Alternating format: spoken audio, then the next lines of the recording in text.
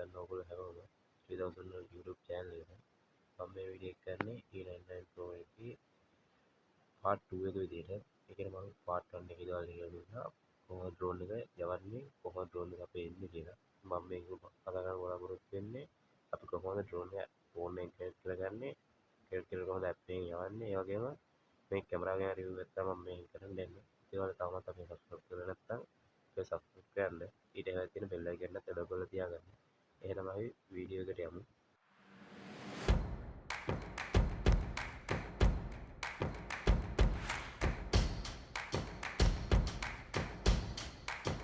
Audio Jungle.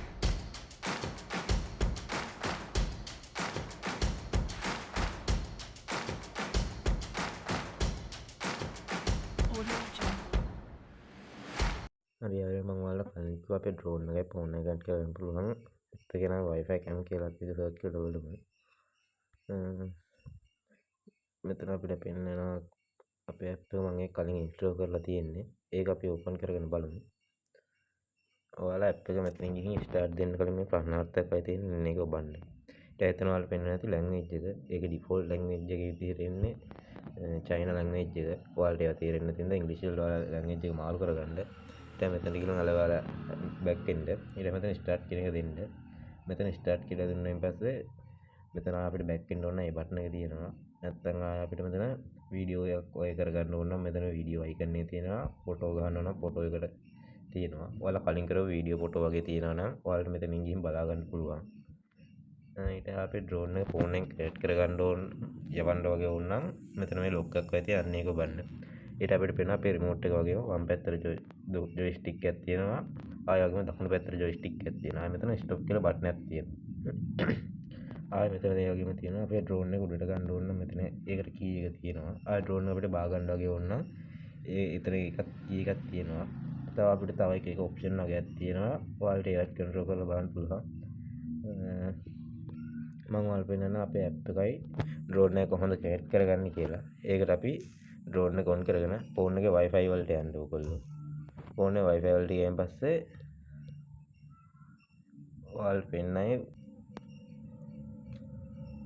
දැන් මේ wifi 4K B5යි 1870 කියලා පෙන්නන අපේ drone එක. ඊට ඔයාලා ඒක ටච් කරන එක connect වෙයි. ඊට ඔයාලා ආයෙ app එකට යන්න. app එකට ගියන් පස්සේ දැන් අපිට පෙන්නන අපේ drone එකේ කැමරාවයි අපේ phone එක connect වෙලා තියෙන්නේ. දැන් වීඩියෝ එක පෙන්නේ අපේ drone එක. drone එකේ කැමරාව තමයි මේ තියෙන්නේ. ඔයාලට මම කිව්වා වීඩියෝ එකක් ඔය කරගන්න ඕන නම් මේක ඔබන්න කියලා. ඒතර වීඩියෝ එක ඕන වෙනවා ඔයාලට මෙතනින් පේනවා වීඩියෝ වෙනවා. ඊට ආයෙ එකපාර කරපුවා ඒක පුෂ් වෙනවා. ඒ කියන්නේ වීඩියෝ එක වෙලා ඉවරයි එතනින් එහාට. ඊට අපිට ෆොටෝ එකක් එහෙම ගහ ගන්න ඕන නම් මෙතන මේ ෆොටෝ අයිකන් එක තියෙනවා. ඔයාලට ඒකෙන් ෆොටෝ එක ගහ ගන්න පුළුවන්. ඊට ආයෙ මේ අපිට ගහපු ෆොටෝ වීඩියෝ එහෙම බලා ගන්න වගේ වුණ නම් මෙතනට යන්න. මෙතනට ගිහිල්ලා මෙතන වෙන තියෙන අපි ගහපු ෆොටෝ ටික. ආයෙ වීඩියෝ බලන්න ඕන නම් කරපු මෙතන තියෙන අපි කරපු වීඩියෝ ටික. ඊට මම කිව්වා drone එක යවා ගන්න ඕන නම් මෙතන lock එක වගේ icon එක බලලා ඉතින් යන්න කියලා. ඔයාලා දැන් මෙතන වම් පැත්ත joystick එකේ තියෙනවා. ඒක ඔයාලා වෙන ඒක තමයි drone එක අපේ start වෙනවා.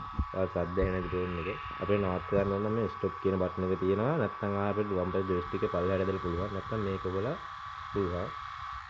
මම දැන් drone එක නවත්තන්න. ඒ වගේම දකුණු පැත්ත joystick එකේ තියෙනවා. අපිට ඒකෙන් remote එකේ වගේම drone එක වම් පැත්තට දකුණු පැත්තට ගන්න ඒ වගේ වැඩ ටික කරගත්ත හැකි. මම ඔයාලට කොහොමද app එකේ යවන්නේ කියලා පෙන්නන්නම්. ඔයාලා මුලින් මේකෙන් උඩට එකපාරක් දාන්න. ඊට ආයෙ මෙන්න මේක බලන්න. ඒතකොට drone එක එකපාරක් උඩට එනවා. ඊට ඔයාලට බා ගන්න ඕන නම් මෙතන stop කියන එක තියෙනවා. ඒකෙන් බා ගන්න පුළුවන් drone එක. නැත්නම් දකුණු පැත්ත වම් පැත්තේ joystick එකෙන් ඔයාලට එහෙම drone එක බා ගන්න පුළුවන්. ඒකෙන් joystick එකෙන් බාන්න යද්දි ඒක වාටන drone එක බිම වැටෙනවා. එහෙනම් ඔයගොල්ලෝ මෙතන මේ දකුණු පැත්ත කොනේ තියෙන icon එකෙන් බාන්න.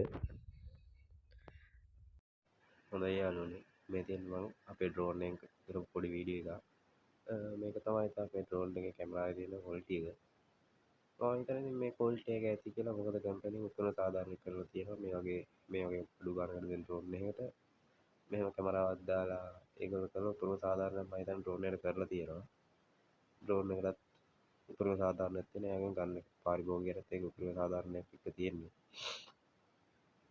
පොඩි කැමරා පොඩි දෙදරීමක් තියෙන. ඒක වෙන්නේ ඩ්‍රෝන් එකේ මෝටර් එක වැඩ කරන හින්දා පොඩි ভাইබ්‍රේෂන් එකක් කැමරාවේ තියෙනවා. ඒක න ලොකු ගැටලුවක් නම් වෙන්නේ නැහැ. සමහර තැන්වල වීඩියෝ එක පොඩ්ඩක් ඔයාලා ඩ්‍රෝන් එක හුඟක් දුරට යනකොට වීඩියෝ එක පොඩ්ඩක් ලැග් වෙයි. ඒක ඉතින් ඇති මොකද Wi-Fi සිග්නල් එකෙන් තමයි කැම් එක අපේ ෆෝන් එක කනෙක්ට් වෙන්නේ. ඒක නිසා ඩ්‍රෝන් එක හුඟක් දුරට යනකොට වීඩියෝ එක පොඩි ලැග් එකක් ඇති වෙනවා. ඒක නම් මගහැරව ගන්න කමක් නැහැ. ඒක පොඩ්ඩක් දවල්ට නම් වැඩි. දවල් කාලේදී හැන්දෑ කාලේ වගේ නම් ඒක එච්චර ලොකුවටම නැහැ. ඒ වගේම මේ ඩ්‍රෝන් එක හුඟක් උඩට යවන්න එපා. මොකද හුලං තියෙන ලාක යවන්න එපා. මේ ඩ්‍රෝන් එක හුඟක් බර අඩුයි. මේ ඩ්‍රෝන් එකේ බර දෙන්න කිලෝග්‍රෑම් 100ක් වගේ තමයි මේ ඩ්‍රෝන් එකේ බර තියෙන්නේ. ඒක නිසා හුලඟට යන්න පුළුවන්. මේ තියෙන මම අපේ ඩ්‍රෝන් එකෙන් රෑ වෙලා හැන්දෑ වෙලාවක් ගත්ත වීඩියෝ එකක්. මම ඔයාලට වෙන රෑට නම් මේ කැමරාව පොඩ්ඩක් අවුල්. මොකද මේ කල්පවලට ඩොට් ඩොට් හිටිනවා කැමරාවෙන් කරන වීඩියෝ වල. ඉතින් මේ කැම් එකේ රෑ ටික ලොකු ප්‍රශ්නයක් නැහැ. ඉතින් රෑට ඉතින් කවුරුත් වීඩියෝ වැඩි කරන්න යන්නේ නැති නිසා රෑ ටික ප්‍රශ්නයක් නැහැ. මේක තමයි ඉතින් රෑට මේ කැමරාවෙන් තියෙන ක්වොලිටි එක. මම හිතනවා ඉතින් වරදක් නැහැ කියලා. ඔයාලා ගන්නවා නම් හොඳට බලලා ගන්න ඩ්‍රෝන් එක. කිසි ගැටලුවක් නැහැ.